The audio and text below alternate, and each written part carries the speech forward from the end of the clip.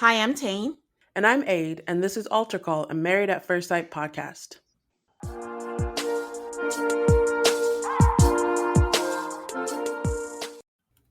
Hi, everyone. Welcome to another episode of MAFS. This is season 17. Where are they now? Episode, aka the last episode of the season. Hi, Aid. How are you? Hi, Tane. I'm good. I just realized I have no idea which number episode this is. Like, I've lost count. I think it's 23, but it could be 24. As do I. That's why I just said, where are they now? I don't know what it is. I almost said allegedly the last episode, but for real, for real, for real. This is the end of the season. We will hopefully never talk about, but that's a lie. We're doing a matchmaking special. But yes, this is the last episode, and we will be discussing this in a few. But for now, ma'am, can you share any housekeeping that we have for the people this week? So, guys, the season is over, and we had asked you, what do you want us to cover in the meantime? So, to get us started, we will be doing Summer House Martha's Vineyard, and that will be on your feed later on this week. On Yay. on Patreon, we will go to my favorite, but not Tane's, 90 Day Fiance Happily Ever After. Just following up with our previous coverage. Go to Patreon to hear all about it. And we would also like to shout out some people who have been pretty nice to us. So I have not been on Reddit as much as I should, but it came to our attention that a lovely user named Commercial Bonus made a little love post for our little altar call podcast. We are so appreciative, so grateful. Such a pleasant surprise. Thank you for listening and for your support. I know. I know it feels like we've been doing this. It's not for a while. It's for like what, 3.5 years now. But it's still pretty surprising and lovely when people appreciate what we do because again, we were just doing what we usually do in our regular life, talking about reality shows, and to find that people appreciate it and listen to it, we never ever ever take it for granted. So thank you so much. My favorite of the comments on that lovely post was the one that was like, I'm only watching the show because of the two of us. And I felt Oh. like, are we doing these people a service or a disservice? We're giving grace. That's all these people talk about this episode, giving grace for growth and allowing that one day we will go back to what we used to have. We also wanted to give a shout out to a listener named Therese. She sent a very lovely message. She's like, I'm listening to your podcast from Sweden. Here we're a little behind on the seasons, and I've recently seen the ending of season 15. I love listening to you discussing the show, and a lot of the times you give me some clarity on what's going on, like slang or when there's some underlying meaning to what they're talking about. We also don't get after parties, so I love when you fill in information from there. Keep up the good work. See, I mean, you guys are just so lovely. Like, you took the time out to tell us this all the way from Sweden, too. Thank you so, so much for that message. And it's a little unfair that people get maps but not after party. That's a lot of context when you get to season 17. I know, right? I'm So a very like happy. insular thinking person. So I'm like, oh my gosh, all the way from Sweden, you're watching this Yeah. American nonsense? It started in what, Denmark? Married at Yeah. first sight? Yeah, so, closer. Closer to them. But speaking of Sweden, though, a couple of episodes ago, a few of you like kind of encouraged to watch Love Is Blind Sweden. Finally got through it, and I just wanted to mention like some overlapping maths tropes that happened. One, Love is Blind Sweden is how you do it when you're not really sure how you feel about the person and you're still going to give it a chance without being a little insulting, even though we can all tell that you're not really into it, but you're still trying. Everyone needs to go watch that and learn how to do it. Two, I just really thought because it was Sweden, there'll be like a uber attractive cast. That was not the case, but Wow. that's just me. That's just me. I was nice, Aid. And then there's also a masterclass on how to introduce dogs to each other. So, that happened in MAFS, did not end well. In this case, there was a gut feeling. It was in an open place in a park. There were leashes on, and one of the owners were like, I don't think today's the right day. I know my dog, and I don't think this is going to work out. But they eventually got there. And also, the reunion is also another masterclass. It is not done in front of an audience. Every single topic was asked, respectfully so, and even the surprises were on there. There was also a baby situation a la Chris and Paige that happened during filming and was solved during the reunion and all that kind of stuff. So there was just a lot of similarities between Maps and Love is Blind Sweden that kind of heightened the experience for me. But I actually would recommend. So if anyone's thinking about it, on Netflix, go watch. I am waiting. I mean, I have to be. I'm not going to read subtitles, but I know that they are doing Love Is Blind UK because I remember them announcing it, and I am Hmm. waiting with bated breath because I can't wait to watch an international franchise. If they could do Australia, I hate to be so Nigeria, any English speaking country, that would be good. But I'm really glad that you guys recommended Sweden to Tane, and she loved it so much. And what you're gonna get, I'll just say it now because I think a bunch of people are gonna say, "Oh, you can watch the dubbed version where you don't have to read captions. People are speaking in English over for you." That's just not my preference. I'd rather read captions than watch mouths that are not matching That's why I over. can't watch dubs things because the mouth moving doesn't. Oh, it happens sometimes when the editing goes wrong on like a regular TV show, and I always Mhm. notice it immediately. Yeah, and I gotta stop and start over. But that being said, are you committing to covering Love Is Blind UK Oh in front yeah. of all and sundry? I'm just gonna say this now. I don't have high hopes, except for Love Island, the UK. They're working on it. I tried watching Survivor UK, and 2 episodes in, I quit. But they just, I don't know, they just don't have the formula. I thought their maths was boring, so we'll see. So we're committing. We're gonna watch it. But for your record, there is an Ultimatum South Africa coming out soon. Just FYI, not Oh, saying we should cover. Ultimatum's not your favorite, but I'm not committing just to that, but yeah, good to know. Good to know. just letting you know. All right, guys, enough chit chat. We're going to take a break and we'll be right back to dive into this episode. Life doesn't happen bi weekly, so why should payday? The money you earn can be in your hands today with EarnIn. EarnIn is an app that gives you access to your pay as you work, up to $100 per day or up to $750 per pay period. Just download the EarnIn app and verify your paycheck. Then access up to $100 a day as you work and leave an optional tip. Any money you access plus tips are automatically repaid from your next paycheck. Whether it's a special gift for a loved one or needing help early with rent this month, make EarnIn a part of your financial routine and join EarnIn's over 3.5 million customers who say things like, "When I think about EarnIn, I think about financial stability and security. It gives me a lot of peace of mind."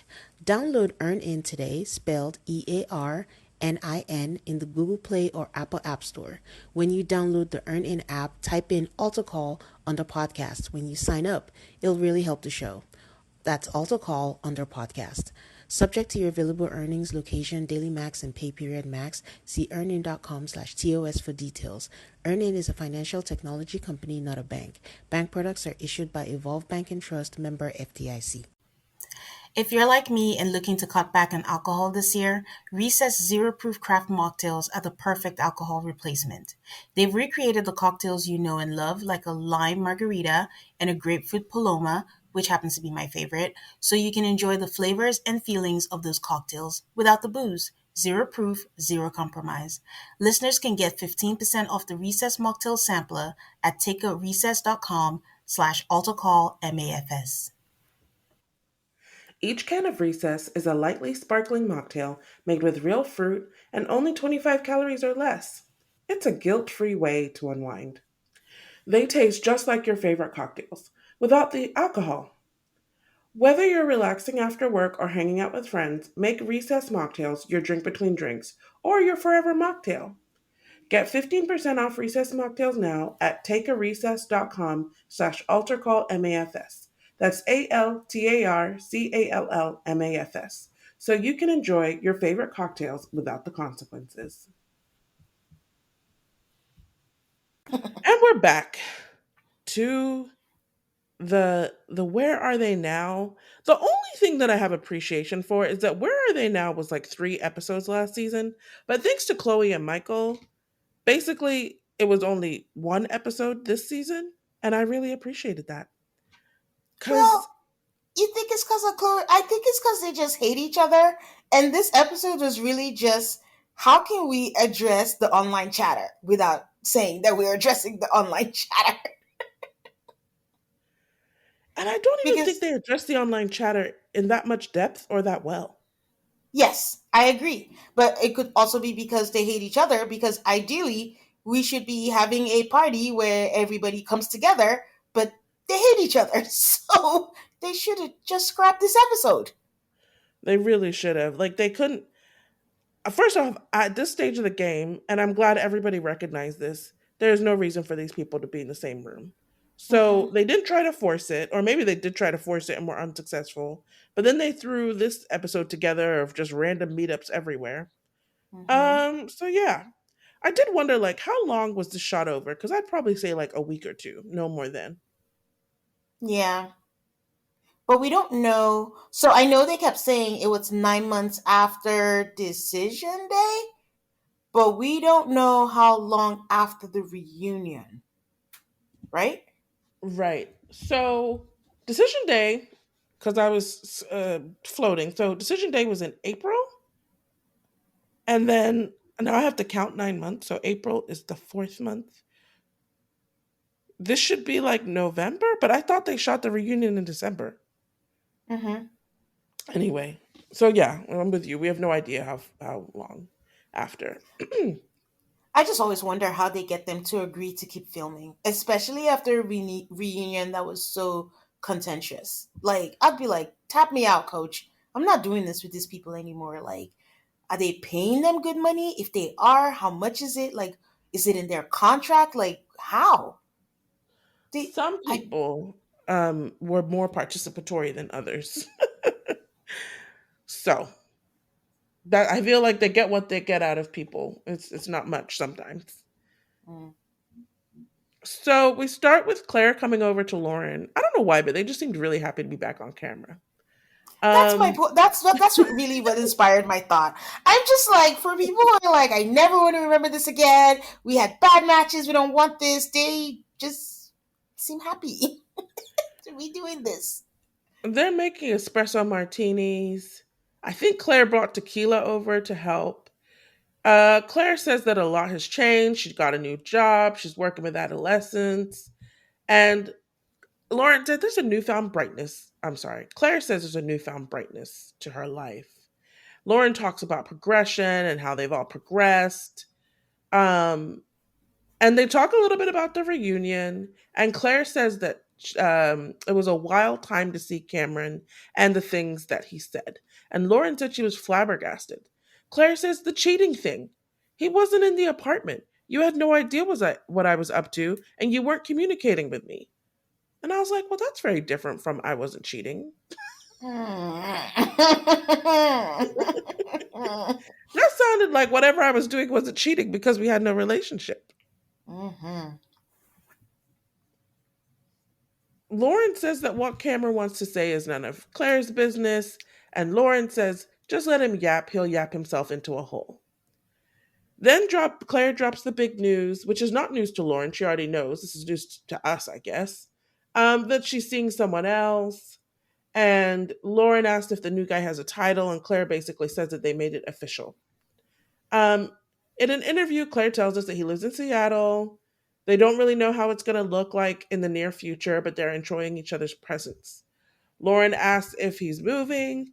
Claire says he's mentioned it, but she doesn't want to put any pressure. Lauren has met him. He's a sweetheart. And Claire says that Lauren is a good judge of character. With Tane, we just want to know what this man looks like. For a brief second, which is something I wonder for all of them, I was like, does he exist? But I know he exists because they've met him and all that stuff. But it was just for 1 second. Claire asked Lauren if she talked to O'Liar. I'm not gonna lie, that was quite funny. Um,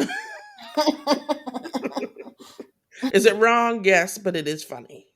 Mm, Um, Lauren says that she hasn't talked to him since the reunion, and hearing him spew the narrative that she's an angry person. This is where I need stories to match. Am I crazy? But did they edit that out? Like in the 4 hours of the reunion, I don't remember Orion saying that, which doesn't mean he didn't say it, but it did make the cut.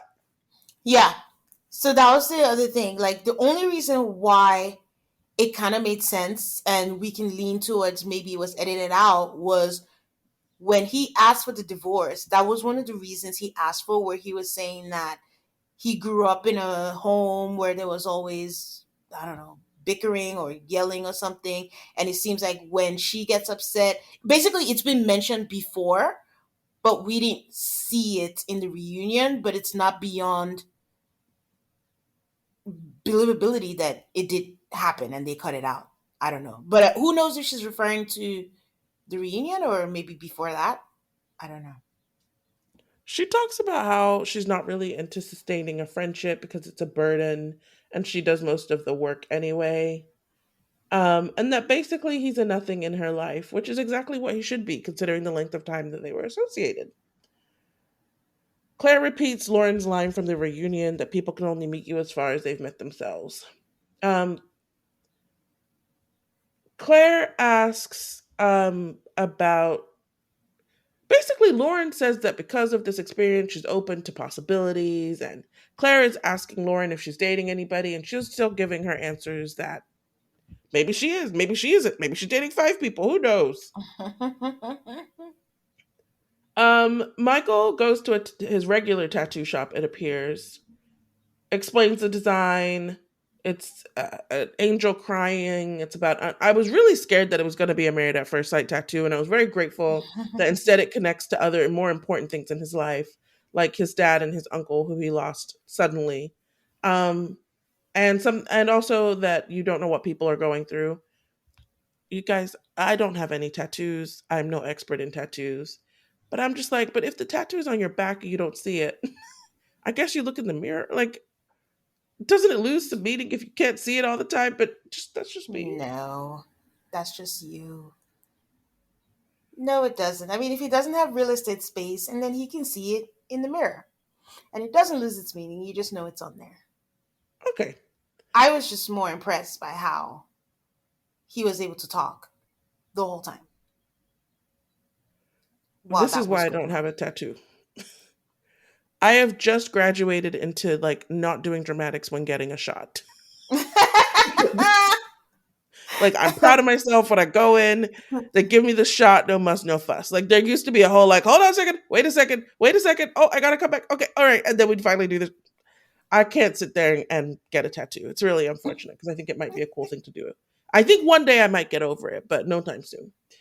Um, Yeah, he didn't even flinch or anything. And I have a tattoo and it is painful, but I have a high tolerance. But when it comes to shading, which I think was happening on him, that is so painful when it's being shaded. And he was just like, and I this, and I that, and I this, and I that. And I was like, yeah, Michael, you're a pro, but props to you for that. So the tattoo artist is clearly, we can look at Michael's body and see that he has a long time relationship with probably this tattoo artist and maybe some others. But so the tattoo artist is like, so what about the wedding and the marriage? And he says it didn't work out, which I'm sure the tattoo artist already knew. Um,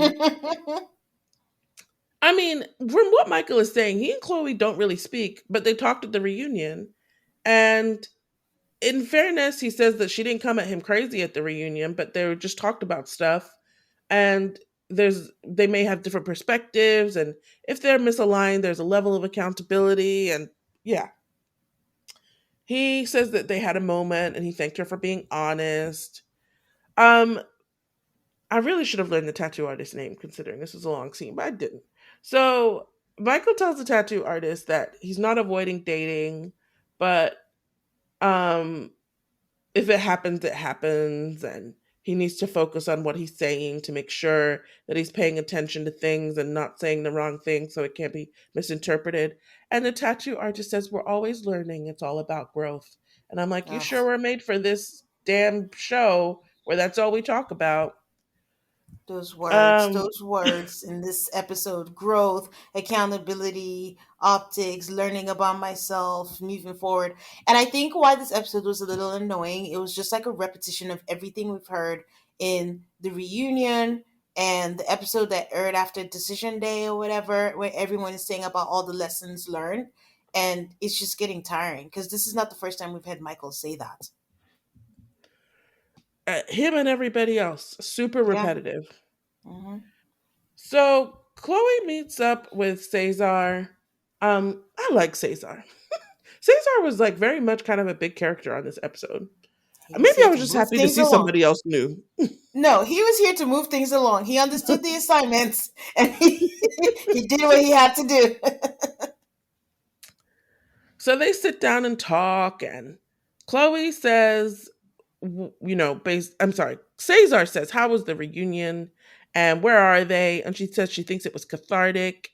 Cesar asks if she resents Michael. She says she's grateful and that she has a beautiful friendship with all the men. And this developed in a time when she wasn't feeling loved or valued or supported by the other women. And Cesar says they have a sorority and you were never part of it. Because, this is not the first time they've had this conversation. Hmm. And she says, "Oh, I haven't shared any of the chaos happening." And then they give us a little cliffhanger because the food comes. And we got to admire the food before we can get to the chaos. Cesar asked if the reunion was dramatic. And Chloe said she was waiting for Jerry Springer to come back from the dead. That was funny.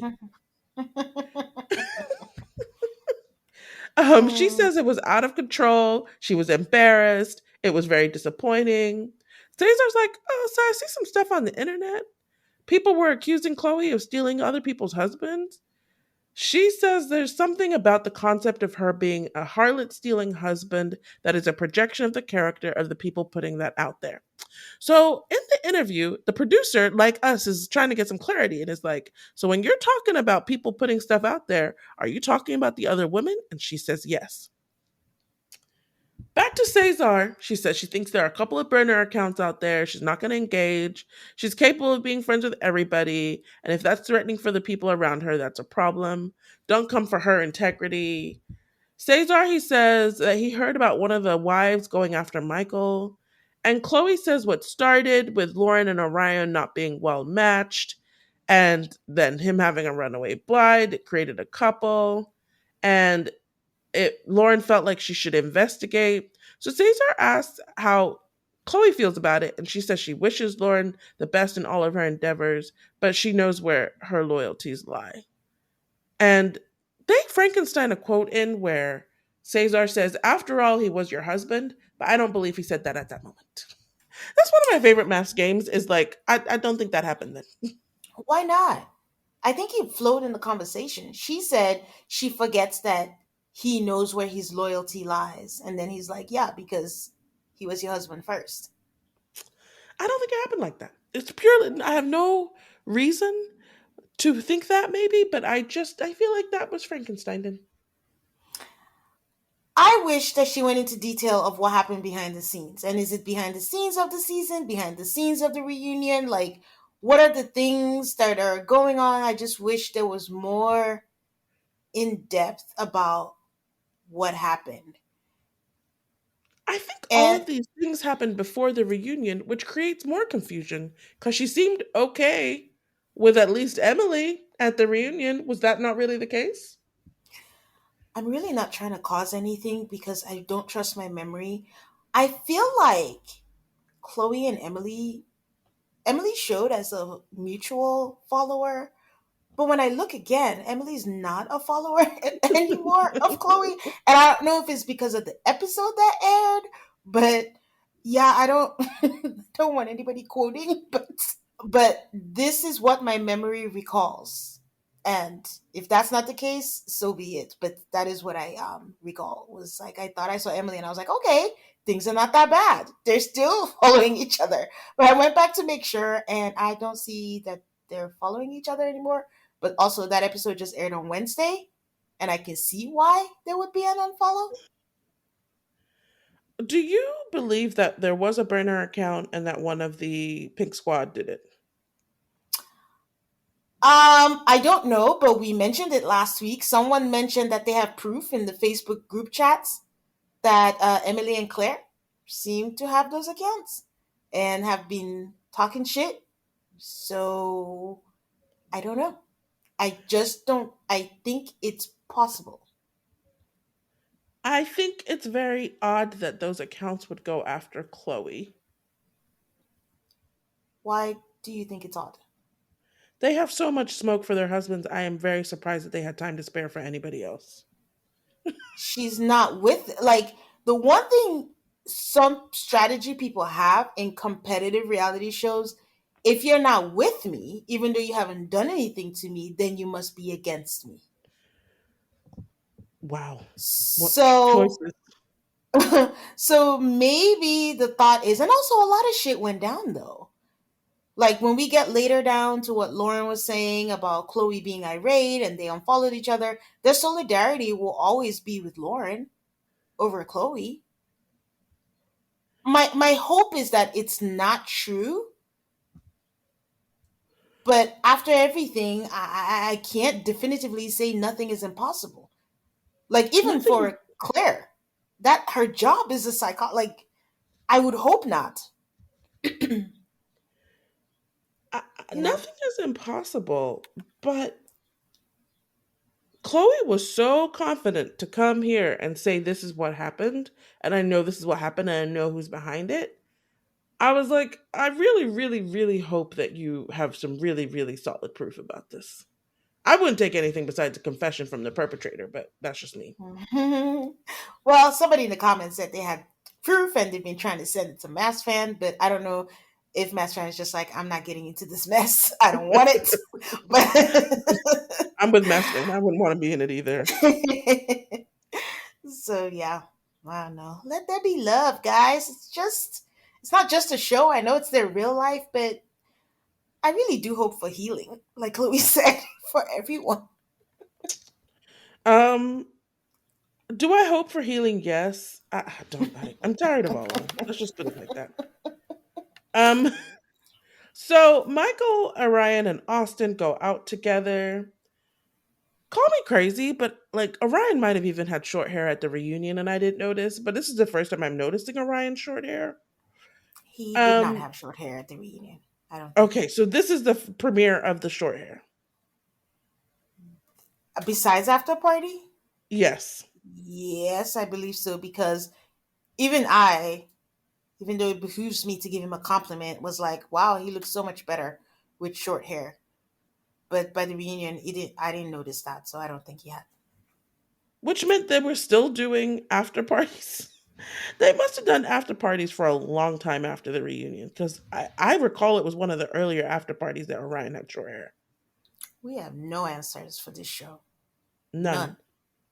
Anyway, they go to a place that I guess is Michael's spot because Michael says that this was one of the places he hangs out weekly, and he didn't get to hang out with the guys as much because of how everything happened. And Orion tells them that he wants to invite them to an event with an instructor who does Reiki healing and a cacao moon ceremony. I notice Austin has a fully grown beard again. So, however long it's been since the reunion, time enough for Austin to grow a beard. I mean, it Um, doesn't take him long. He's hairy. 2 days tops. By the time he shaved it for the reunion, he already had like a shadow by by the hour in. Austin asks if it's a chocolate moon ceremony, and I was like, I guess that's probably what it is. Orion asks how they feel after the reunion. Austin says that he thinks Becca and he came out in a better spot, even though she doesn't want to talk to him for a couple years. Um, he still wants to remain friends, and the only reason I'm not even saying it to be shady, it's just human nature. He just wants to be friends so that he can continue to be Mr. Good Guy. If they're not friends, he's not a good guy, and that's the only reason he wants to hang out with Becca. I mean, that's pretty much the MO of guys. They do you dirty, then they want to be friends because if we're friends, then whatever I did is not that bad. So he's on track. That's well, 99% of guys. I love Becca for being like not participating. Um, uh, Michael says that whatever was driving Austin, it was all informed by the purest intentions, and he appreciated his mentality. It was very complimentary. I don't know if it was really deserved. Um, Orion says that he felt like he hurt Lauren, and he's trying to reconcile something. And Michael says we romanticize being friends, and it's too challenging to foster. Smart thing for him to say, which is basically, Orion, you're not going to be friends with Lauren. Move along. Um, then Orion talks more about making him a better person, accountability, and how he regrets not moving in. Okay, I mean, okay, okay. I don't care. I don't believe anything he's saying. I just think he says what he thinks he's supposed to say. He should just go away. Like, no. You were very firm in your, I don't want to be with this. I can't sustain this. Oh, she talks too loud and blah, blah, blah. I don't want that in my relationship. I can't get past. I will be betraying my community. Now, all of a sudden, you regret not moving. Get the fuck out of here. I have no Amen, time for sister. Orion. None. Amen. Um, I'm actually annoyed a little bit that Michael does have time for Orion. Because he's like, oh, this speaks to your evolution. I was like, Michael's a pacifist. You gotta Oh, make that is true. peace. That is very true. Uh, Orion says he still wants to have a conversation with Lauren. Converse about what? Um, Austin says sometimes it doesn't work out. No kidding. Emily and Claire go to a bar, sushi bar, eat some sushi. Emily says that Claire saw Brennan for who he was early on. And Emily refers to, I think she's saying Brennan, saying that he watched the show and that he knew a cheat code, and basically refers to Brennan and Cameron as Dumb and Dumber. And Emily says, we are happy, healthy, healing, and looking hot. And I'm like, Oh my god. the juxtaposition, the juxtaposition. Emily says she hopes people don't think that we're like dwelling on the past and like put these Oh, men down. oh, why would we think that? Ah, in an interview, she said Brenna put her through hell, and most people do think I'm cute. There's a very strong emphasis and repetition about being hot, being an 8.5, being the, and I'm like, okay. The part that like I can't seem to understand why she can't understand, I am not gonna disagree with her. She's cute. I don't know about 8.5, but she's cute. But if being cute was all it took to make a relationship work, then yeah, you'd have it made. But it takes more than that. So Hmm. why are you so fixated on this? That's where it becomes very high schoolish because everything is focused on you're hot, you're cute, who'd never talk to you. If I saw you in a bar, you're not on my level, you know, my this. And I'm like, that was what we thought when we were younger, that it was just a looks thing. But you're older now. So, Are you though? Are you though? well, I mean, Claire says that she's moving on, really, really. And they just talk about how wonderfully close they are. Claire talks about her healing journey. She says that Emily's healing journey is processing the past. What processing? And then Emily talks about Claire's new man, and she's happy for her, and she approves. Claire asks if she's dating. Emily used her standard line: if she wanted a boyfriend, she could have it, but you've never had it before, so I don't think that's true. but she wanted to be married, but she never wanted a boyfriend. Got it. I don't even know. Yeah, so it's just the two of them are nonsense. Um, And Claire they doesn't talk. let people talk. She doesn't let Emily just get it out. Like she's trying to say things and she's trying to fill in the gaps for Emily. And I'm like, just let her say what she wants to say. Emily has this weird sing-songy voice going sometimes. I'm not sure if it's because she's been drinking. But she talks about how, just like with Claire, it'll happen when you least expect it, and dating someone will come along, something to that effect. Hmm. Uh, Next, we go to Chloe. She's with her dogs. She calls Michael. These two, I just want to be really, really clear. These two have not spoken since the reunion. Before the reunion, they had stopped speaking long before that. So they are just speaking for the purposes of the show, but they sure do a lot of speaking and hanging out on this episode. Wait, did I miss it? Did they mention that they haven't spoken? Yes, But we also don't know how long it's been since the reunion that they filmed. Like it could correct. literally be 2 weeks, right? But before Okay, the reunion, they weren't speaking then either. that's interesting. I mean, I think that's changed. They're hanging out with each other now. Oh, okay. Like in the Yeah, current, yeah. yeah, in the current stratosphere. So it didn't even occur to me, oh, I missed it, where they said they haven't even been speaking because he just had like a charity event and she was there and supporting and they have pictures of each other and all that stuff. So okay. I, I we'll go through this episode because I'm like, oh, did this reunion bring them together? She says she's putting together a volunteer day at the Broken Shovel, which is the same place that she and Michael went to during the season. And she's going to check with the other husbands and see if they are up to it. Um, Michael meets up with Lauren and Claire. Oh, I'm Michael sorry. said, I had something to say about that conversation. The only thing okay, that bothered me during that whole conversation, and I still feel the same way about Chloe, like she's in the Hallmark movie, but I guess after how many weeks, this is just how she is. I don't think I've just ever encountered someone like that, the way they converse and the way they talk. But anyways, the thing that bothered me was like during the conversation, she had what I think were tulips in the vase that had no water. And I don't know much about flowers. And I'm like, do they not need water? Do we just put flowers in there in the vase without water? were they That's what fake? bothered me.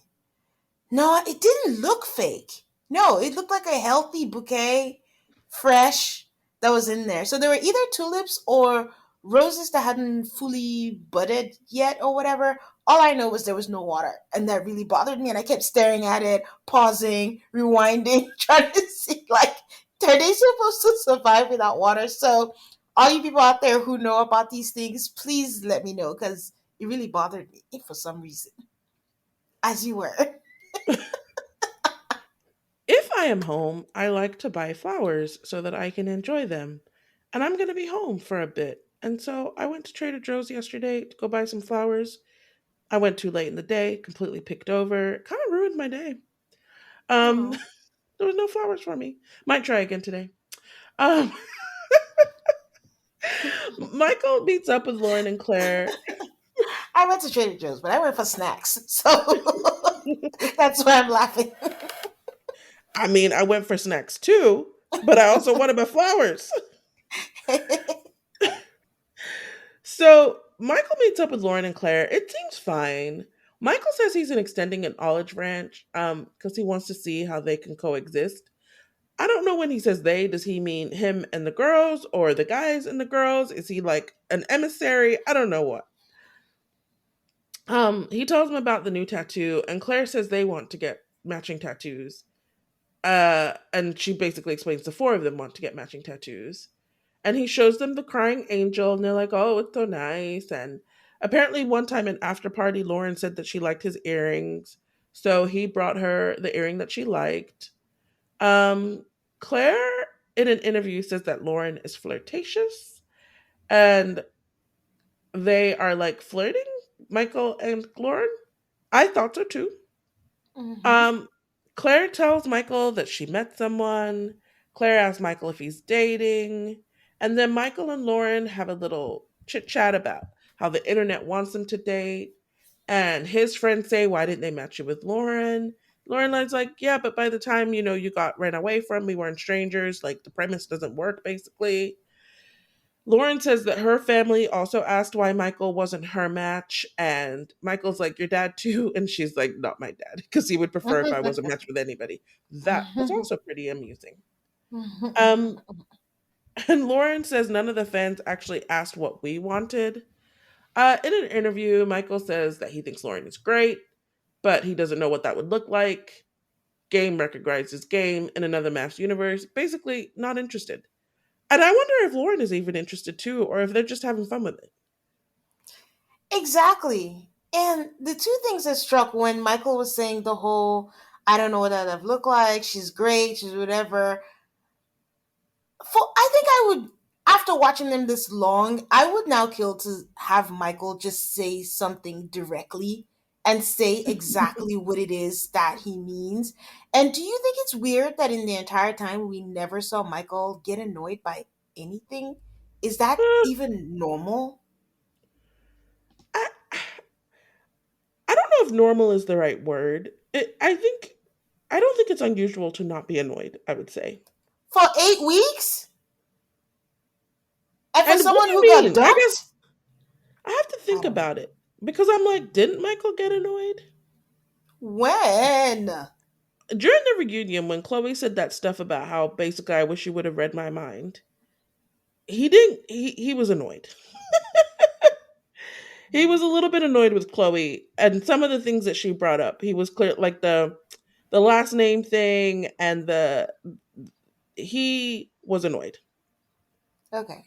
I think the closest to annoyance for me was when Becca called him conflict avoidance and he made like some passive aggressive, even though that's what you think, your diagnosis.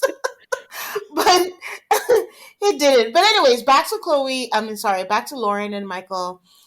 My thoughts were, I don't know that they're doing anything wrong per se. All I know is I didn't like it. I don't know how to describe. I can't say definitively, oh, you're doing anything wrong, but it's also hard not to look at it in the lens of, if that was being done to Emily or to Claire or whatever, they would not feel happy about it.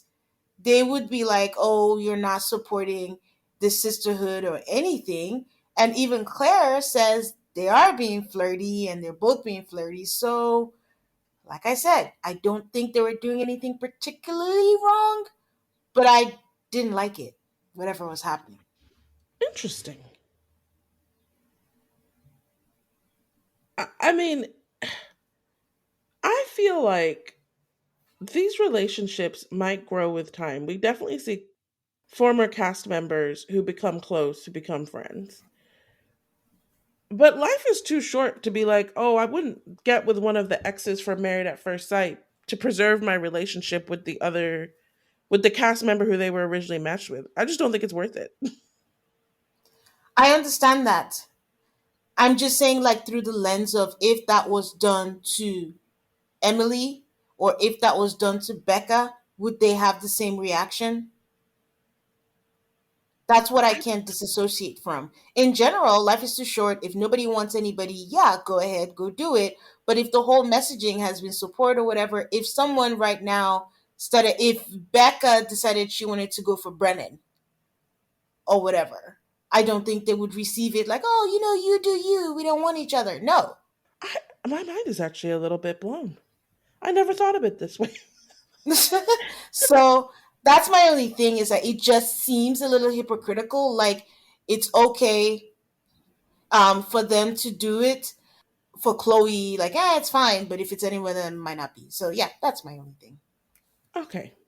Becca meets up with Lindsay, who's her friend, who we saw her with um a lot during the season. They just talk about how Lindsay was supported her, how does she feel, process, how she felt during her relationship with Austin. There was just nothing new here. Lindsay seems like a great friend. Of course, Becca is like, she was hoping for a life partner, but instead she got a life lesson. Um, Something that Becca talks about that I did find interesting was she said to Lindsay that it's hard not to feel like she let people down, and that the viewers can look back and be like, if you did this, if you did that. And it's so funny because I'm like, I don't think there's a single viewer out there who believes that. Like, I think all of us watching are like, girl, you tried. The man didn't. I mean, I think we mostly blame Austin for this not working.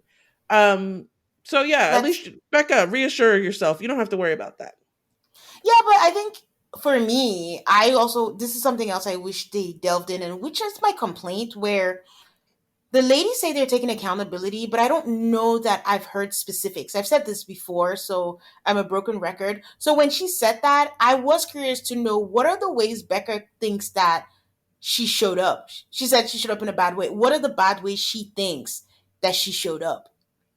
I would have been curious to hear that directly from the horse's mouth because we've never actually heard specifics. Like even with Emily, for all the thing, I could be better, I could grow. But what are the things that you think you did badly? Because on our end, even for Emily, she did try. Like all the signs were there, but she still wanted. Well, Brendan says she held him hostage, but to me, I thought she was trying. But what are the ways that you could have done better? Even for Claire, for all of the things that we've said, what are the things that you think that you could have done better? I don't think we've ever had that. I'm going to be real honest. I don't, with Becca probably feels that way. I don't think Claire or Emily could ever confront that question because in their minds, they are blameless. Which is Yeah, like for they all this learning and growth that people claim that they're doing, it's not real for a lot of them. it's just words. I found the conversation Becca had with her friend refreshing because it seems constructive. So far, when the girls meet up and everyone talks about, there's a little bit of bashing, little bit of growth, little bit of everything that we've heard. But this was like that we've heard before. But this was the first time like it was a conversation that seemed like with a friend that's not necessarily fueled by the trauma they shared and the group think. It's by like someone who actually cares for her and they talk about everything in a healthy way, so to speak. Just wanted to put that out there. You mean they talk without talking, like there's no hatred of Austin at all in that conversation. Just like the And it would focus is be on Becca. exactly. And this conversation could not happen, I feel like, with the other women. Maybe with Lauren, but definitely not with Claire and Emily. Yeah. So But speaking of, where are Lauren's friends? I wish the ones we met in the beginning, the funny ones who had the jokes and the the thoughts sister in and the law, things. Yes, yes. Where are these people? Why is she stuck with these people? That sounds bad. I just meant these people, like where you get consumed in whatever this is. Because every now and then, when they get into their stuff, I think like you see Lauren, and I know some people said like we're making excuses for Lauren, but you see Lauren kind of step out and is like, maybe we should think about it this way. And even at the reunion, where she's like, just let it go. I mean, she has her moments when she says like these men are hideous inside and out, but she always has moments where she's kind of like, "All right, guys, then try to back out of this thing." But it would have been really nice to see her with those people that we met in the beginning. who, yeah.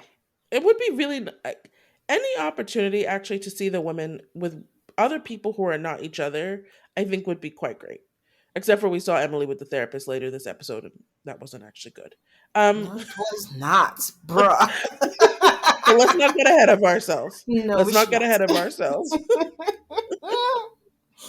Um, Orion, Michael, and Austin go to a full moon ceremony. Orion explains that in his culture, they don't have full moon ceremonies, but they do go out and pray during full moons. So we have Sarah, the spiritual life coach. It looks like a yoga studio, and they have, the blankets and the mats. And she talks about how they're gathering at the full moon to tap into natural cycles.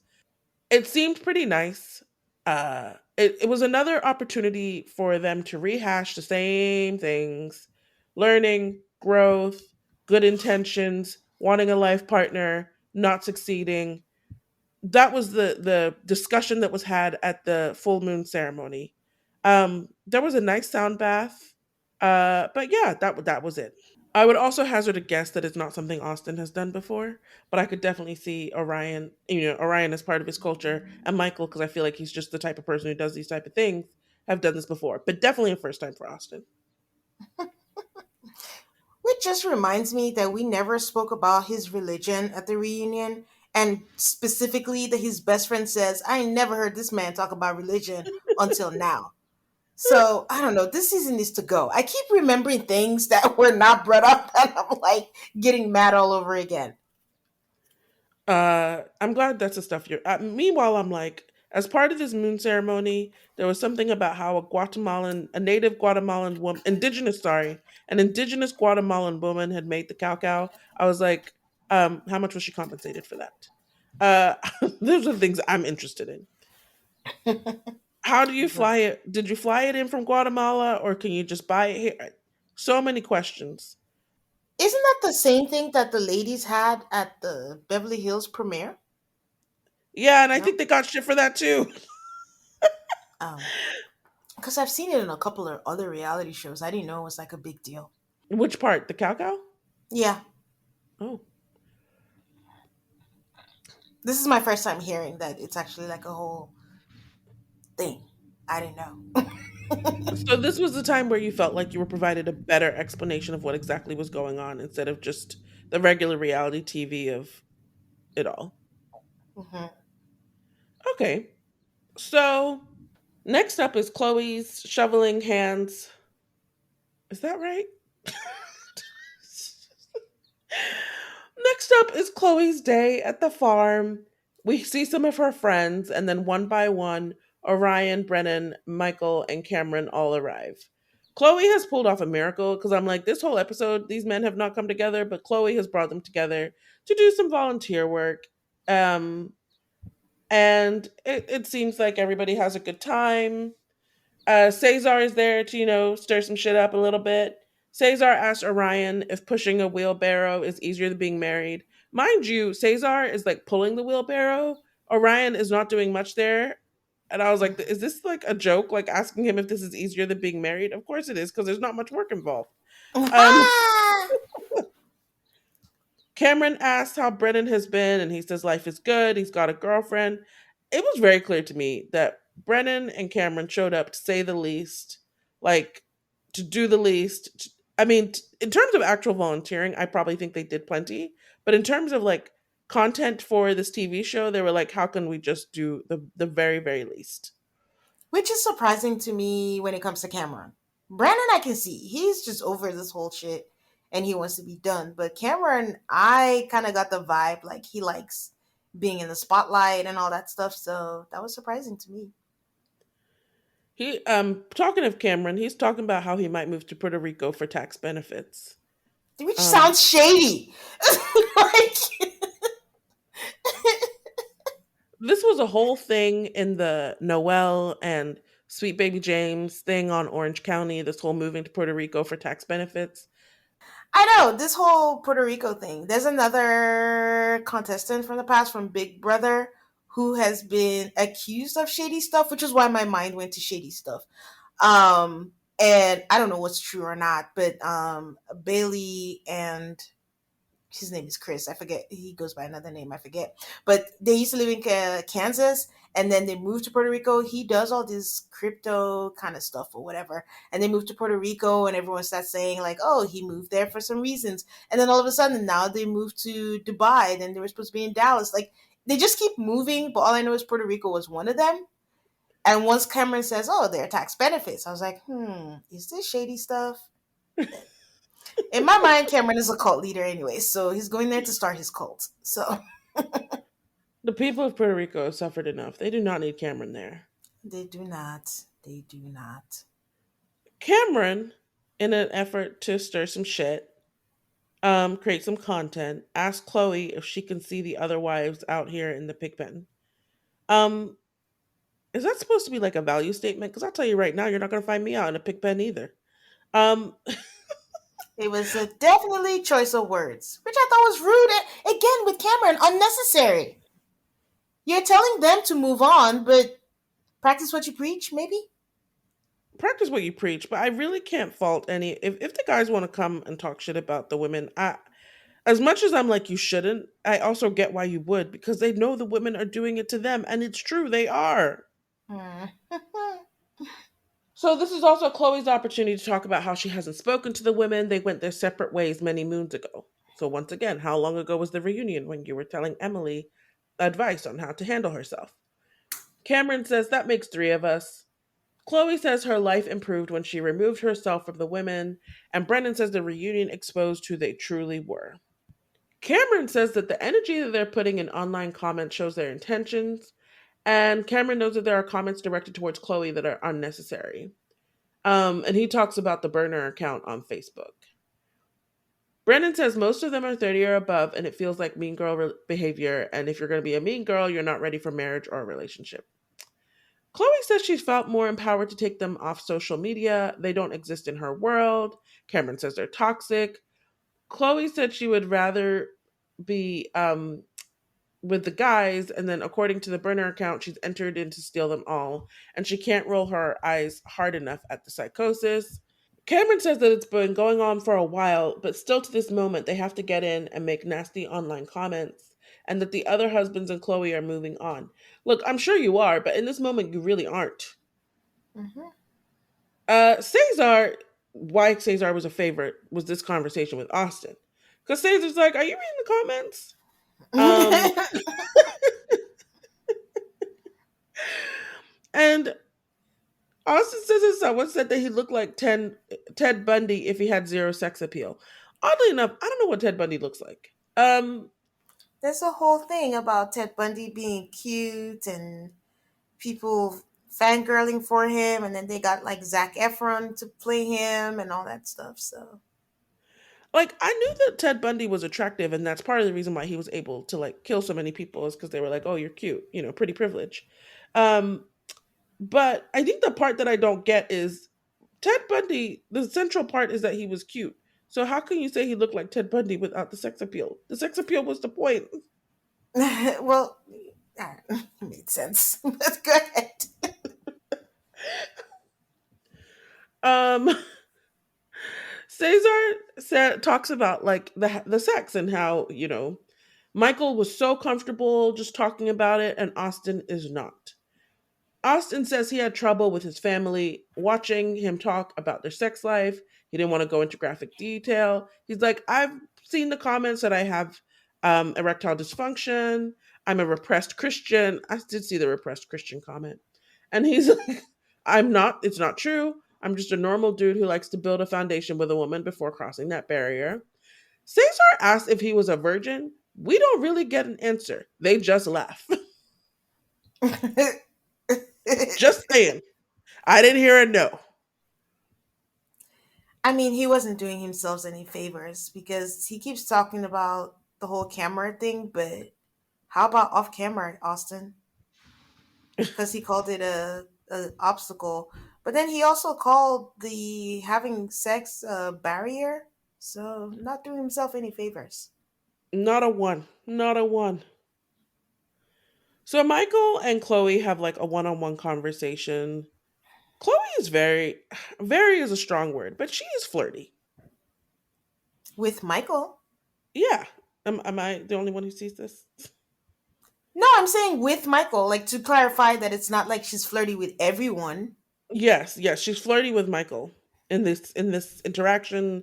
I think in most of their interactions on this in the episode. episode. Yeah, yeah, yeah. I think in general they do have some kind of chemistry. Michael does like a cute little thing with his jacket where he takes it off, and Chloe asks if she considers them divorced. And Chloe says that she's proud of them for being mature and navigating. She's like, maybe this is how divorce is supposed to be, just like two adults, being nice to each other and being a positive presence in each other's lives. Some people on Reddit got real mad at her for this comment.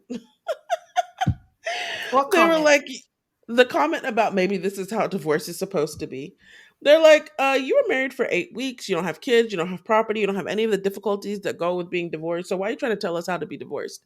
I didn't Uh, think it was that deep. I mean, when you touch a nerve, different people are sensitive to different things. So they continue their like very nice conversation, and Michael basically asks her out to hang out, and he says that he will pick her up. I don't think Chloe likes to drive, or she lives far, one of the two. And she's like, "Oh, you're gonna pick me up? I'm all in." So we need to add Chloe and Michael as the second divorced couple in MAFS to be friends. Sure do. Kristen and Shaq broke the seal. Yeah. So now my only thing with this conversation, first of all, I think Brennan and Cameron showing up, that had to be production led, because it just seemed very choosing sides and whatever it was, where I felt like Chloe has been neutral all along, but I think the gloves are off and she very much chose a side. And I was just also reminded that they really did get robbed of the experience. I don't know that they had a full experience, because not having an actual honeymoon, not actually getting to grow the way Michael did with the rest of the couples, every time they did hang out with them, they were yelling at each other. So I don't even know that they can say they had a full MAFS experience, to be honest. So yeah. Anyways, and then the other thing is this conversation that they had. This is again where the editors have fucked up, because she already mentioned to Cesar the whole thing about Lauren. And then why didn't she discuss that with Michael in that conversation, since it's already happened? Yes, the we're gonna talk about where Lauren talks about what's happening, but then it never comes up again between the two of them, which I thought was very strange. But let's take a break and we'll get into that.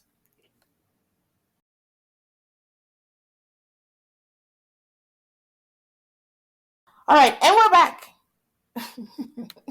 So we see Lauren doing a selfie cam, letting us know that she and Michael have a lot of similar interests and it was nice to catch up. So allegedly, this was supposed to be right after Michael, and Claire met up. So why not just place it after that? Like, I think even the producers have given up, because now it feels like a whole lot of time has passed and then this happened. Then she says she and Lauren are no longer friends because she followed Michael on social media. Lauren says that Chloe became really irate because of that. I mean, again, we don't know these people. Chloe could be pretending, but from all the things we've seen of Chloe, I don't know if she'll be upset at the follow, but maybe she was upset at more. I'm with you. I'm also, the timeline is very confusing because clearly this happened before Chloe went to the farm with all the guys. Like you said, people have given up because I don't know why this was placed here. Yeah. So Lauren said she apologized, she removed him from following her, she unfollowed him, and Chloe said it didn't matter because it was the ultimate betrayal. Okay. Lauren says that it was, even though she says it's the ultimate betrayal, I don't know. I've known that she's known Michael longer than Chloe. And Chloe is friends with Austin, but Chloe thinks nothing is wrong with that. So many, many things here. So this means that Chloe and Austin are very cool because she singled him out. And also, this goes back to what I was saying. I'm guessing Emily is pissed about that, maybe? Because why are we singling that out and saying, oh, he's friends with Austin? There's nothing wrong with that. So what's wrong um, with me being friends with Michael? Lauren says she's not in the business of coddling people's insecurities. If he's pursuing a friendship with Chloe, then she thinks it's best for her not to even be in the midst of that pettiness. And she doesn't want to deal with fake people, their jealousies, their insecurities, their pettiness, and whatever else. Oh, okay. I don't think it's an equal comparison. But that's just me. What part? The Austin, her, Michael, Chloe situation. Because, again, from the words of someone who was there, Chloe says Lauren and Michael were flirting. I don't think that you can just say it's a friendship. I'm sure it was a friendship. Maybe it wasn't their intent, but there was something. There was some kind of, oh, you got me the earrings. Oh, the internet has been calling for it. Or it wasn't. I don't know.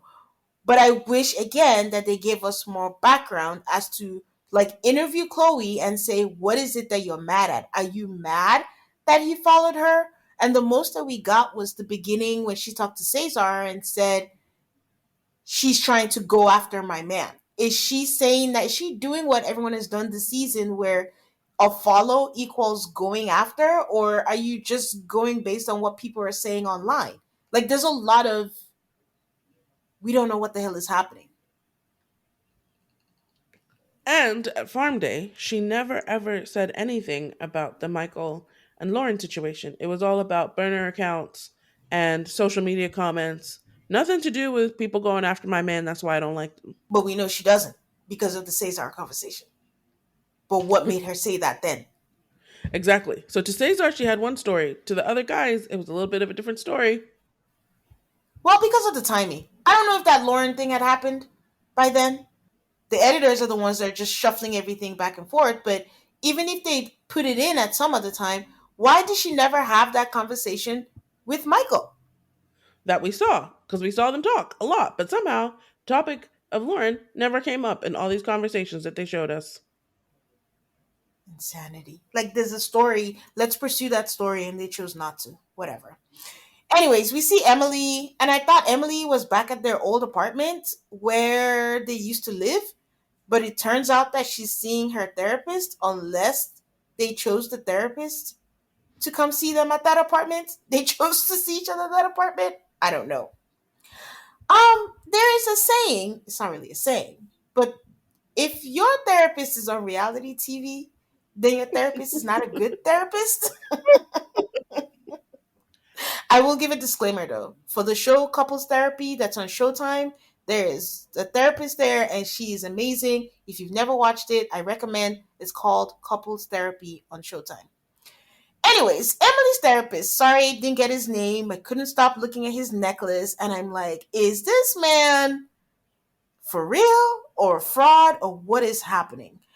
As we go further, I am leaning further away from the for real part.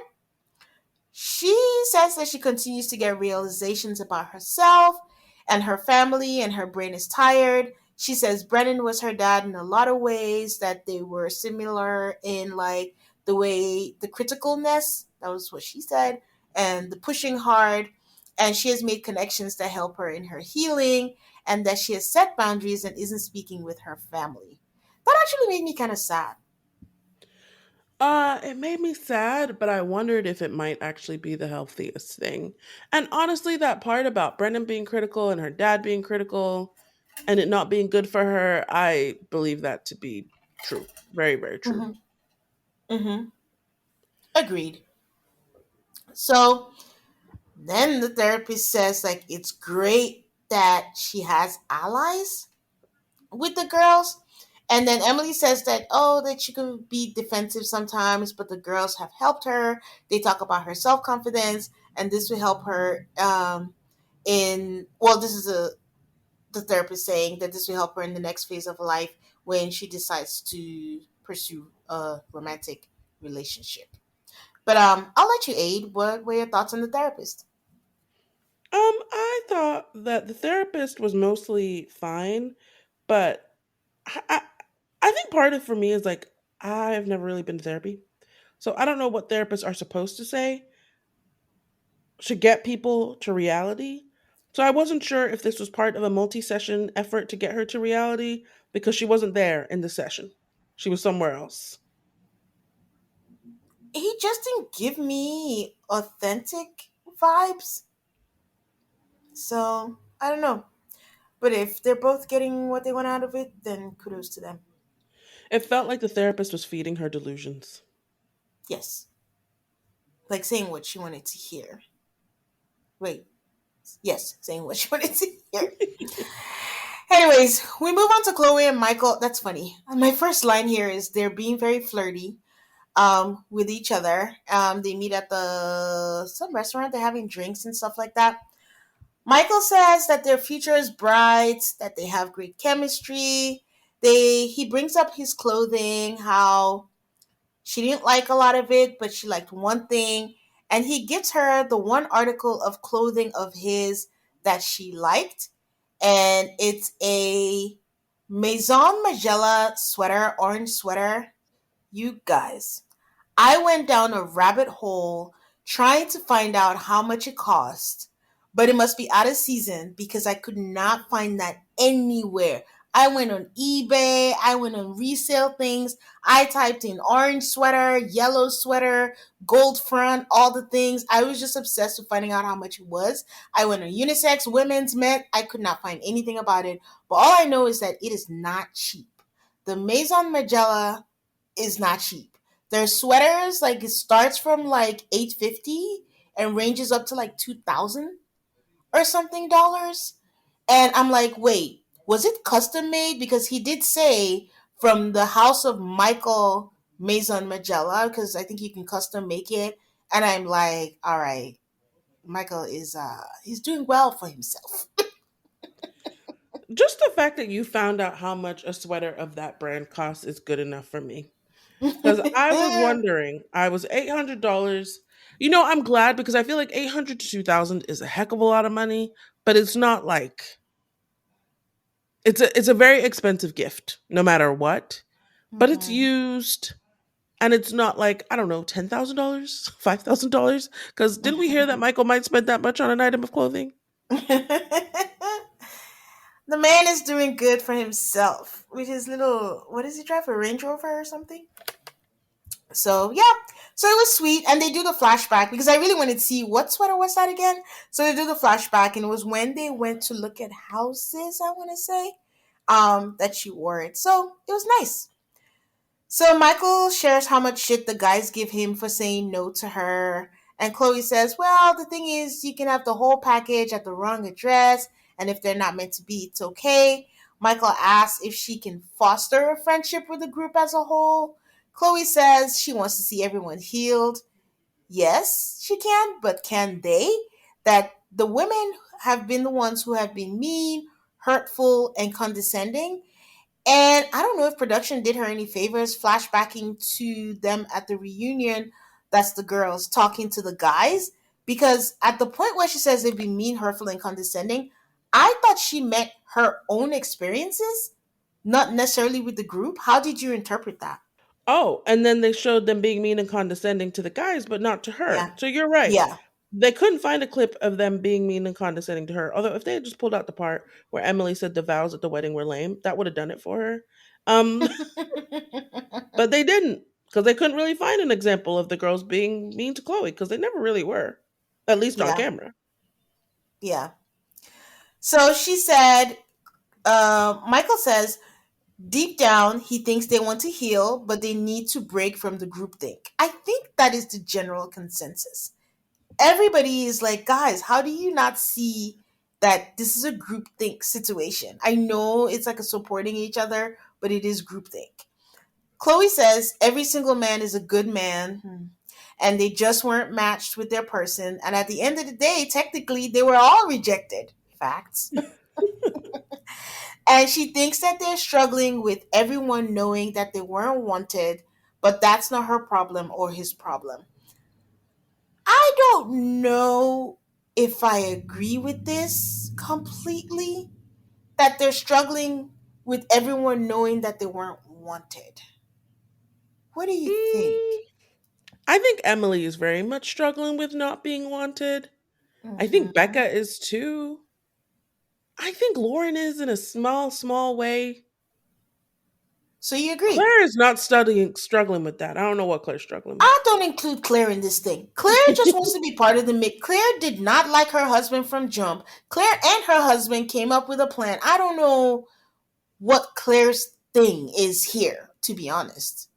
So, anyways, so you do agree with Chloe that they're struggling with everyone knowing Yes. they weren't wanted. Okay. If we were to come, I have to think really hard. I think they would It's fine. dispute that. I think that especially Emily would break it down to how she was treated. And Claire too. This is how you treated me, and that's what they're struggling with. But in the narrative, it always comes back to how you weren't wanted. And so what you say you're struggling with and what you're actually struggling with, I think there's a difference there. I would say Emily, probably, because she talks a lot about, I don't believe you didn't want me. How can you not want me? A lot of people think I'm cute. Oh, I'm still hot. I'm hot. So, and knowing that, I mean, she doesn't talk a lot about it, but I would assume as a woman, not a woman, I meant to say human being, any human being, not just a woman. If you've been rejected over and over again where people don't call you for a second date, I would think you'd be sensitive about that. And Rightfully so. I'm saying allegedly because I don't want to project on her. Maybe that doesn't bother her. I'm just going generally. I would think that would be a sensitive spot for you. So then, if you do the ultimate and take the grand leap of faith to go on a show, and then even then someone else even rejects you again, I can totally understand why that would be something. So, um, she tells us that the hardest thing for her has been the treatment from the women, once again, but we don't get into details of what has been done.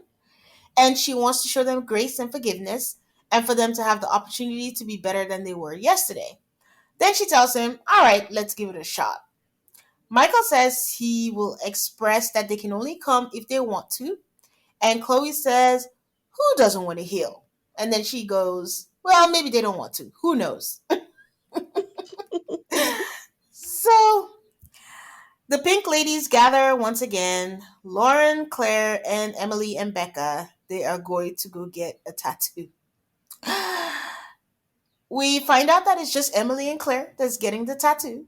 Becca is like she's going to Australia, she's going to be in water, and all of this stuff and all the activities, so she's not sure if she can do that. Lauren is on the fence. She says she for similar reasons and various other reasons. So I had already said no comment, but then we see an interview and she's like, "Yeah, I'm not sure if this tattoo is gonna remind me of the happy times or if it's gonna take me back to the roller coaster of what this experience was." Basically, yeah, I'm not gonna commemorate this experience in my life with these people. But Lauren really reveals Lauren's comments really reveal kind of how crazy this is. Getting a tattoo is not crazy, but if something in your life wasn't that great, why would you? The last time the girls got a matching tattoo was DC, and they specifically said it's about our friendship with each other. It was not a about whatever happened with their married at first sight relationships. This tattoo is clearly about married at first sight and the relationships they had with their husbands. And Lauren is just like, no, no, no, I don't think I want to do this. Lauren is never getting that tattoo. I don't think Becca is either. I mean, Laura's marriage ended day two, technically, so I don't even know why she'd be a part of it. But the best part, guys, this tattoo is a dainty wave. Again, I did not think I heard right, so I rewound, put on my captions, and it was a dainty wave on their wrist. Except it doesn't look like a wave. What does it It look looks like? like a lasso or rope that's I thought just it looked like a there. wave. I mean, if they did not tell you that it was a wave and someone presented that to you, are you going to say, "Oh, that's a wave"? No. I mean, Well, for me, that's no, because I'm slow, but generally speaking, I can see no, that that's a wave. nope. If they did not say that it was a wave, if I just met someone and they were like, "Oh, this is my tattoo," I would honestly, my first thought would have been, "What is this supposed to be?" It could be a fin. It could be a dolphin's fin. It could be anything. But honestly, the first thought would not be that that's a wave on my wrist. Okay, I mean, I think it looks like a wave, but No, agree to I know that disagree. it looks like a no. What I'm saying is because they said it was a wave, I see it. But I'm saying if they never ever mentioned and they presented it to like 10 people and say, what is this supposed to be? Would you still think it's a wave? And you're okay, I guess what you're saying is you would still think it's a wave even if they didn't say so. It might take me a while to get there because I don't pick up on these things, but it looks like the universal symbol for a wave to me. Okay. Would like to hear from you guys. Let us know if you, well, even though it's hard, now that you know who it is and what it is, if you would know what it is or not. It is like a wave to me. They got a lot of flack for it online. Everyone's like, what is this? Even though they know it's a wave. And it's like, what is this supposed to be?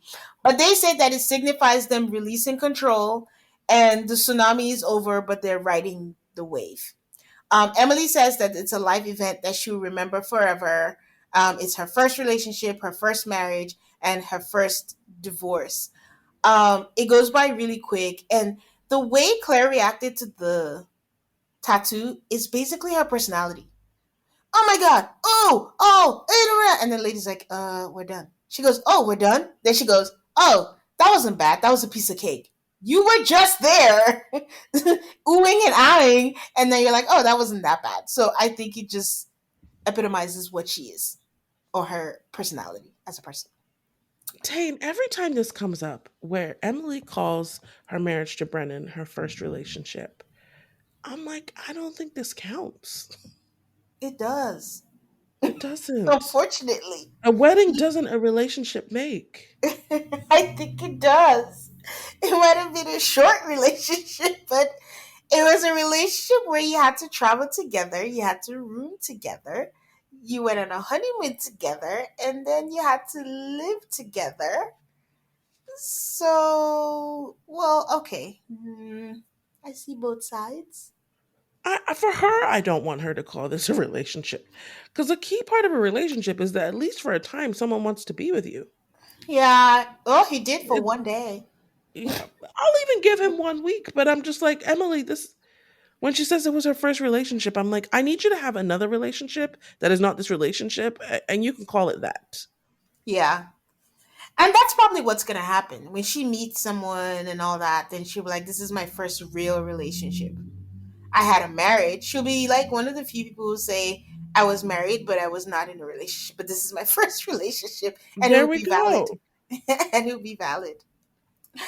Emily does make a funny where she says, "If we aren't guys, if I think it was Emily or Claire, I'm not sure. If we aren't friends forever," and I laughed because well, you still have the tattoos, so. But thankfully, it's not anything that's tied to anything, so you could easily make it whatever you want to be if they're not friends forever. But I kind of feel like they're under pressure to be friends forever. Hmm. Once you get a matching tattoo, you can't be like, oh, I don't talk to her no more. My question is, if Lauren didn't meet them through the show, would they be friends? Only because they just seem so different from the friends that we met. I know I keep going back to it, but I yeah, this show I really mean, on bonded them, I Instagram, it guess. looks like they're all having the four of them. And I enjoy this because I'm like, I hope that they go out and have a good time and don't talk about those men. Yeah. But yeah, the four of them seem to be having a really good time together and seem to be really good friends. Yeah. I know. I'm just saying, like, Would it have the ever happened? Who knows? yeah, the show really bonded them. Anyways, we get a really, really unnecessary scene with Orion and his friend Dominique, and I guess he got rid of his truck and got a really tiny car. We still don't know what this man is doing for work. We didn't get an update. I think 8 asked last week. We don't know if he got his certification. But there was more talk about a marriage that ended week 1. And he says it's starting to feel like a blessing in disguise. His biggest takeaway is that he generalizes things, so things could be misconstrued. We have heard this 1,000 times. So, anyways, this was a very unnecessary scene. I don't know what we're trying to achieve with this. So, we have the meetup that Chloe and Michael try to put up. No one shows up except Austin. And they said they put out the invites and no one showed up. So Austin showed up with his roommate Kyla, who was looking at him adoringly. And I'm like, am I just reading into things? But anyways, Michael asked if she missed Austin when he was out. And Austin doesn't let her talk. And he answers for her and says she did. And I'm like, well, yeah, if someone is your roommate, you are gonna miss half their chores, half their presence not being in there. Like, yeah, there's nothing wrong with missing you. And she goes, no, it's more of the fact that she's the youngest of 7 siblings and she's used to just having to tell someone about her day. Um, Kyla asks Chloe what she had to get used to when she and Michael were together, and Chloe says the fact that he was always naked and helicoptering in her face every day.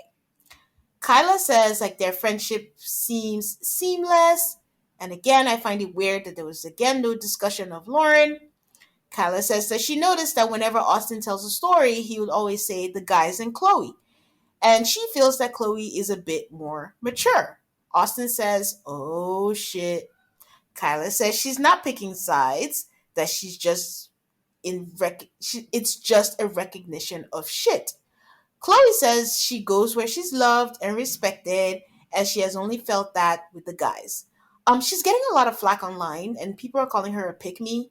Um, for those who don't know what a pick me is, I think the best way to describe it is like a woman who does things for the valid to get validation from men to be seen as the cool girl.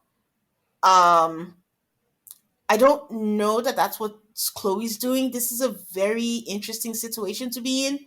She's been rejected by the women, so she gravitated towards the men, which doesn't mean that the men didn't do crap. They just weren't mean to her from her point of view. I would love to investigate this further because the more I think about it, the more I'm like, what beef would the women have ever had with Chloe? Like, besides the Lauren thing, which they're telling us is the reason why, And happened afterwards. and happened afterwards, it's just really bizarre how this came to be. They were too caught up in their own stuff to even care much about Chloe and Michael. So, how did they work out that they needed to go after Chloe and hated Chloe? Like, it's just really confusing. And also, I don't need, and that's a good question because if we remember from After Party, Lauren was like, when we went to their weddings, like intentionally, like we shouldn't bring our shit to their wedding so they could have their moment and they could have their thing and all that stuff. So there was some kind of, not grace, but whatever the word is, intentionality in Intentional meeting them. kindness. Yeah. So when did that switch? So again, another season where we don't know what's going on and we just have to go with whatever story they're presenting to us. So Michael says that they are all happier not having to talk about it. Chloe says she wishes them love, light, healing, and everything they may need to be different people. There was a lot of shade thrown by Chloe on this episode. So I fully don't expect them to be speaking ever again in life. So Unexplainable, though. Unexplainable. This level of hostility. The more I think about it, the more I'm like, I'm not seeing an explanation here from either side that really makes sense. And then mhm. I wonder, maybe Chloe's the problem. Yeah, I mean, no, everyone is culpable this season. You cannot vouch for anyone. But again, like we always say, guys, we just comment based on what we are shown. We are not privy to the behind the scenes, what happened. So hey, who knows? The women meet up again. I guess instead of going to the event, there is some kind of dress donation. So they are all bringing their wedding dresses. The organization is called Wish Upon a Wedding, which I think is a really good cause. So if anyone is able to donate, I think it's really good. They help families or people who are who need the help, who are planning a wedding under kind of traumatic circumstances, like people who have cancer or are sick or terminal illnesses and things like that. So that was good, but pretty strange. They didn't go to someone's house. They brought boxes to a public place to drop them in. They all state intentions over their dresses and place them in. And I once again, cannot. I was like, the divine sisterhood of the Yaya. I need to learn how to say this right. I always get it wrong, but I always just think about that. Lawrence says that she wanted a husband, but instead she got three new friendships and a newfound love for herself. Lauren says that they are all at different spots with their exes, that she doesn't have any ill will towards the ex husbands. Emily's like, oh, I do. Lauren's like, we know. Emily says Brennan told everyone divorce is not an option, and she wants him to have it on record to remember this. That she hopes in 20 years, when she's married and rich again and hot, that he appears out of the abyss to recognize what he went through and have his eyes open. And I just want to be like, oh, poor baby. This man ain't thinking about you in 20 years. He's not even thinking about you right now. That is the that is the problem. And they're going like there's a lot of back and forth that I'm gonna spare you guys out of Emily just spewing stuff and Lauren trying to be like the mature big sister. She's like, what you're feeling is on brand with what you should be feeling for your first relationship, but yeah, don't hold your breath on someone like Brennan growing. And honestly, what she's saying is true. I felt this when I was younger, way younger. When I was in college and, something happened and I'll be like, you're never going to meet anyone as good as me. Yes, they will. They will be fine. They will sleep so well. They will move on before you. They will move on Yep. after you. They will find people. Their lives will be just fine. But I just thought at 30 you would know that. But again, the I get the not having a relationship thing is there, and this is not going through Emily. It's not sinking in. She's still hoping in 20 years that he would think about her. And I say it and I say it again. I don't think they should cast people who have not been in relationships. Not I just don't know that it's been done and it's worked. And it's just too much pressure, so to speak. But Emily says she doesn't think he will be happy until he has that aha moment. And there was no moment of him being apologetic. And she has never been treated that poorly. And it makes her sick. And it is healthy to have hate or dislike for people after how they've been treated.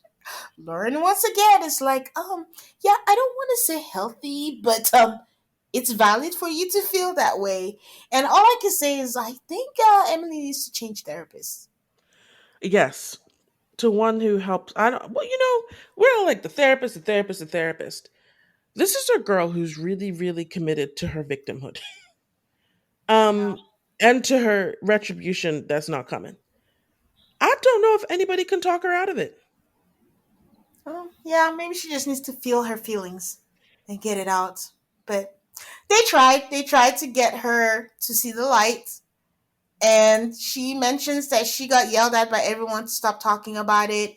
And she's gotten better. And they all go, oh, yeah, you've shown the most growth. You're the, from the beginning, it's lightning years and blah, blah, blah. And Claire says, like, yeah, they've helped her to be less sensitive, that she did say that she's kind of a mess and chaotic, but they're her favorite sister wives. Becca says this is like, in a weird way, this is what they wanted for their marriages, but they got it through the friendship. They do a recap montage of everything they have learned. This is all the cast in general. I'm not going to bore you guys with it because we've heard a million times what they're going to do. And then we get a preview for Chicago, but it's a different preview from the ones that we've seen before. Yep. So excited. Cannot wait to see it. I was like watching a preview, and I was like, a date. You're gonna give us a date? Any date? No, no, no, no, no date. Mm-mm. No date. No date. So, yeah, this is how the episode ends and the season ends. And this is it. Chapter closed on season 17. History can only tell, but I collectively, not individually, this was the worst group ever. Yeah. Yeah. And for so Some were many better than reasons. others, some were less awful than others, but as a group, the worst. There's just like no joy. You can't even like, it's bad when they want to do a happiness montage and it's not even joyful. Like, that's how bad it was. So glad to put this behind us, and now we await for the date for the new season. And like Aid said at the top of the episode, we will still be coming out with different episodes and recaps of different shows. Keep them coming. Keep your ideas coming. We're putting them in a pile and seeing what we can do. Yeah. And this is a great. We're going to do Summer House Martha's Vineyard. And if you have not been watching it, first off, the first season is only like 8 episodes. There's been. We'll be covering the first 6 episodes of the current season to start. But yes, it's a good binge. It's not going to take you that long and you will be highly entertained. So if you have not joined the Summer House Martha's Vineyard train, now is the time to join for us. Yeah. And you can find us on Instagram and Twitter at AltarCallMAFS. That's ALTARCALLMAFS. We love hearing from you guys. Please give us a 5-star rating if you so desire on Apple Podcasts and Spotify. It really helps us. And we'll be back this week with another episode for you guys. Bye. Bye.